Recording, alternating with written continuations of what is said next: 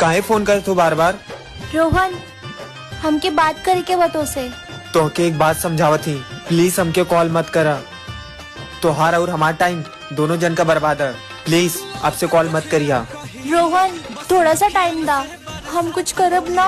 थोड़ा से टाइम मतलब? अब इन तोहार सगाई भैल है, फिर थोड़ा से और टाइम दे, कुछ दिन में शादी भी हो जाई। कुछ भी मत बोला यार। देखा यार, हमके ना अपनी जिंदगी में बहुत कुछ करे के बा, इतना अच्छा काम बा हमार, और हम ना चाहिए केहू का टेंशन लेके हम अपन जिंदगी बर्बाद करी। अच्छा, तो हमार फोन काहे उठावेला? ब्लॉक कर दा ना।